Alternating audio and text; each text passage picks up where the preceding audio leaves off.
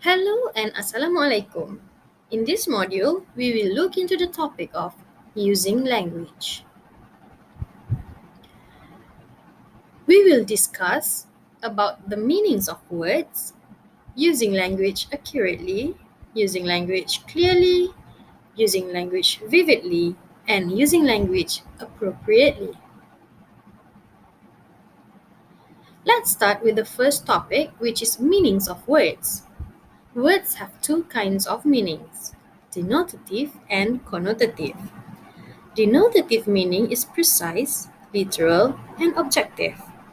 It describes the object, person, place, idea, or event to which the word refers. One way to think of a word's denotative meaning is as its dictionary definition. For example, denotatively, the noun school means a place, institution, or building where instruction is given. Connotative meaning is more variable, figurative, and subjective. The connotative meaning of a word is what the word suggests or implies. For instance, the connotative meaning of the word school includes all the feelings, associations, and emotions that the word touches off in different people. For some people, school might connote personal growth, childhood friends, and a special teacher. For others, it might connote frustration, discipline, and boring homework assignments. Using language accurately is as vital to a speaker as using numbers accurately is to an accountant. Therefore, as you prepare your speeches, ask yourself constantly, what do I really want to say? What do I really mean?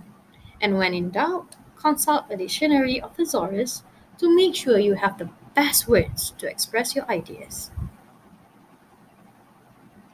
People are different. What makes perfect sense to some may be gobbledygook to others. You cannot assume that what is clear to you is clear to your audience. Listeners, unlike readers, cannot turn to a dictionary or reread on authors' words to discover their meaning. A speaker's meaning must be immediately comprehensible. It must be so clear that there is no chance of misunderstanding. You can ensure this by using familiar words, by choosing concrete words over abstract words, and by eliminating verbal clutter. One of the biggest barriers to clear speech is using big bloated words where short, sharp ones will do the job better. This is especially true when it comes to technical language that may be familiar to the speaker but not to the audience. Here, for instance, are two passages explaining the devastating effects of a knee injury.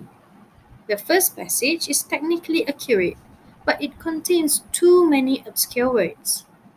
Well-informed listeners can probably figure out pathophysiology and meniscus tear. But these terms don't create sharp mental images of what the speaker is trying to say. Here, in contrast, is the second passage. It is utterly clear of what the speaker is trying to say using everyday words. Concrete words refer to tangible objects, people, places, and things. They differ from abstract words, which refer to general concepts, qualities, or attributes. Carrot, pencil, nose, and door are concrete words. Humility, science, progress, and philosophy are abstract words. Let us say you are talking about golf. Here are several words and phrases you may use. As you move down the list, the words become less abstract and more concrete. You begin with a general concept, which is physical activity. Descend to one type of activity, that's the sports, to a division of the sport. Here is professional golf. And to one specific professional golf player, that's Tiger Woods. Cluttered speech has become a national epidemic. Whatever happened to such simple words as before, if, and now? When last seen, they were being routed by their cluttered counterparts, such as prior to, in the eventuality of, and at this point in time.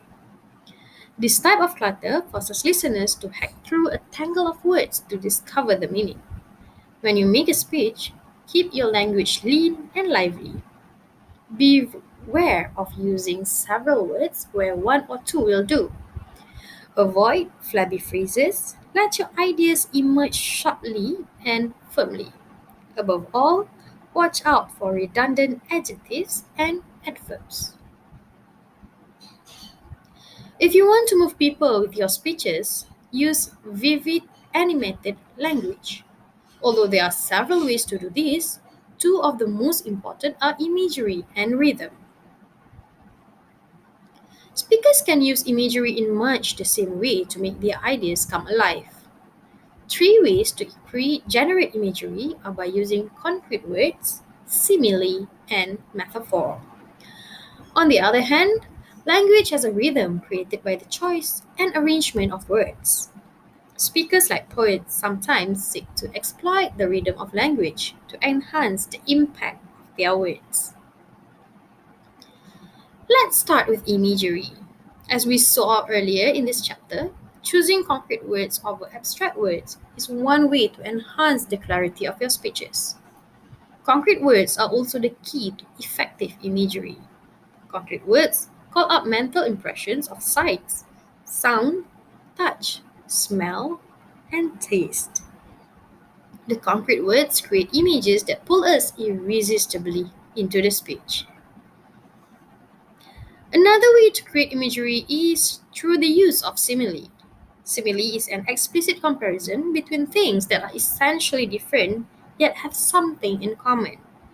It always contains the word like or as.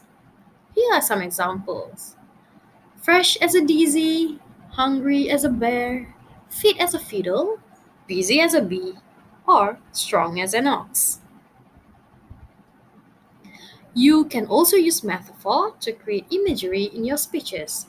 Metaphor is an implicit comparison between things that are essentially different yet have something in common. Unlike simile, metaphor does not contain the word like or as. For example, you are my guardian angel. I wish you weren't always such a chicken. Or my boyfriend is my knight in shining armor. The first device of rhythm is parallelism, the similar arrangement of a pair or series of related words, phrases, or sentences. For example, rich and poor, intelligent and ignorant, wise and foolish, as well as man and woman. Repetition means reiterating the same word or set of words at the beginning or end of successive clauses or sentences. For example, here we can see, my community is rich with spirit, rich with energy, rich with compassion by Cory Booker. The third device you can use to enhance the rhythm of your speeches is alliteration. The most common method of alliteration is repeating the initial consonant, sound of close or adjoining words. For example, by Ban Ki-moon, nothing great is accomplished without cooperation, compromise, and common cause. Finally, you might try using antithesis, the juxtaposition of contrasting ideas, usually in parallel structure. For example, John F. Kennedy once said, ask not what your country can do for you, ask what you can do for your country. In addition to being accurate, clear and vivid language should be appropriate to the occasion, to the audience, to the topic, and to the speaker. Language that is appropriate for some occasions may not be appropriate for others. As a simple example, a coach might address the football team as you guys, whereas the speaker in a formal situation would begin with distinguished guests.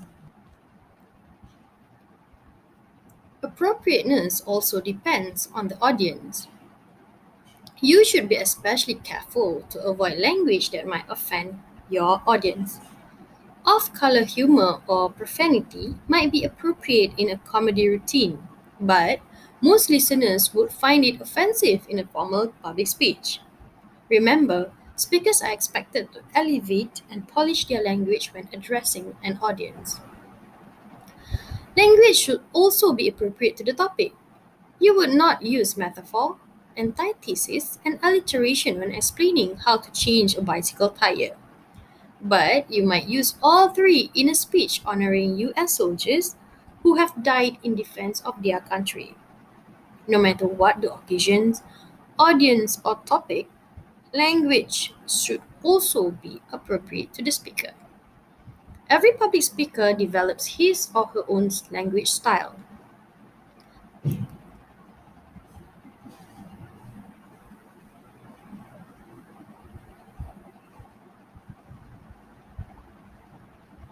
Jim Beggs once said, "What we say is important, for in most cases, the mouth speaks what the heart is full of." With that, thank you.